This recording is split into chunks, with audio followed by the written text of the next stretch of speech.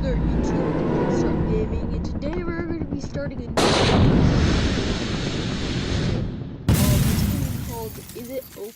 We're gonna go over Team Fortress 2 weapons and decide are the weapons in the game overpowered. We're gonna go over stats of them. We're gonna go over how they're good, how they're not good, and all that shenanigans and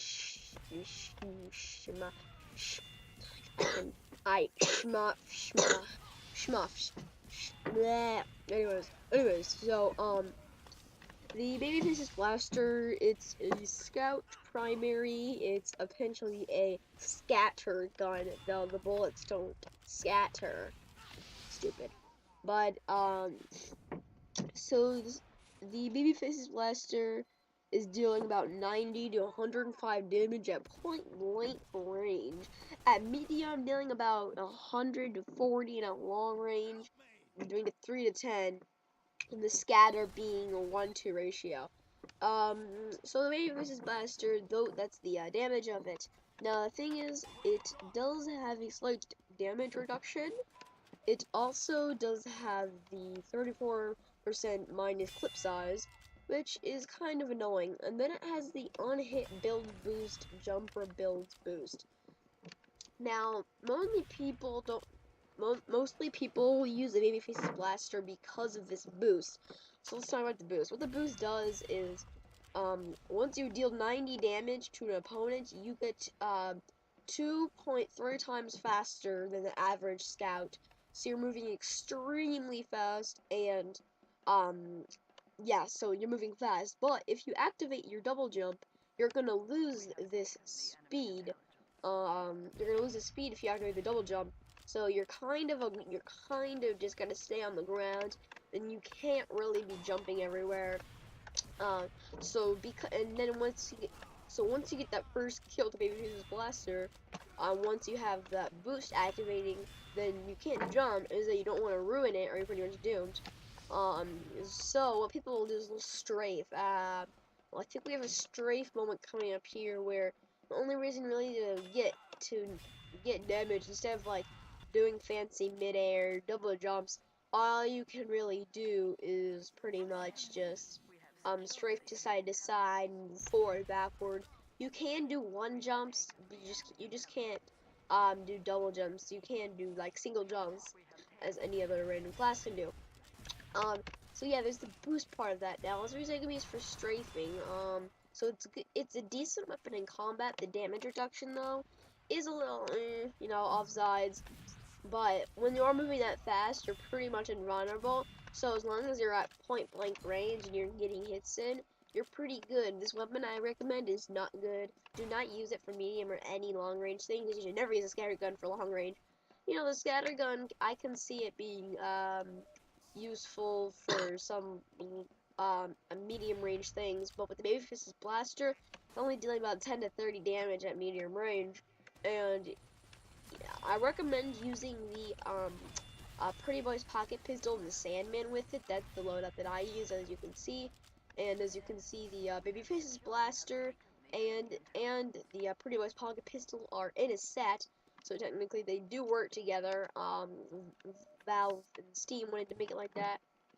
So, and I can respect that. They're a good matchup according to the stats. We'll talk about that. We'll talk about that later, though. So, anyways, also the weapon. I think the babyface's blaster weapon can be really good for escape and capturing things, is where you don't to capture a point. You don't have to kill everyone at point. If you have a good distraction, you can just run around in circles and no one will be able to kill you. So it's pretty good for capturing points and capturing flags. Even if there's a sentry gun, if you're fast enough and you chug it down with the Criticola, you can make it and capture IT even with that kind of stuff. So there's that fact. It's also good for escaping. If you're at 20 health and you need a rot, it's like if you need an escape, then you can always use the babyface's blaster speed and just charge for it. Just like strafe a little to side, just to make sure no damage gets in you, and you're pretty much set. So that's the nice thing about it. And it's good for escaping. Now, some of the bad things about it: no double jump, like I said. It's kind of hard for getting those nooks and crannies. So, and double jump is kind of the main point of Scout, so watch out for that. Now another thing is, when you start off, people have asked me, when you start off surviving, you are the second slowest class in the game, as you do not have your boost. So what to do? What I recommend doing is try to find those nooks and crannies in the maps, or try to slide through those vents, or wherever you're pretty sure you can get that nice slide in the map. Or yeah, try to flank. Definitely try to flank. Don't push. Don't go in the middle of the battlefield and try getting kills with Babyface's blaster. You're gonna die. You have to expect that. Even if you're a well-trained scout, you're gonna die going in the middle of the battlefield with this gun. So try to flank, get a kill, and then once you can kind of be the center of battle, as long as you strafe and you keep your ground, you are a pretty much invincible class. Besides, like rampage, like inside enclosed small areas with sentry guns and heavies. Even if you are using the Babyface's blaster, you can't prevent that. You're gonna die. But yeah, that's that part of it. So try to flank when starting off with this weapon, and don't run. Like don't run in the middle of the battlefield. That's gonna kill you. So overall, is this weapon OP? The power that you can strafe and you can make fast escapes and capture intelligence really without doing any damage. Um, yeah, it is. It's an overpowered weapon, no doubt about that. My opinion is overpowered. Tell me what you guys think, and I will see you guys next time. Goodbye. And it's gonna go for another 14 seconds while I commentate. So it's weird. It's weird like it's weird like that. Okay, I'll read the scout quote.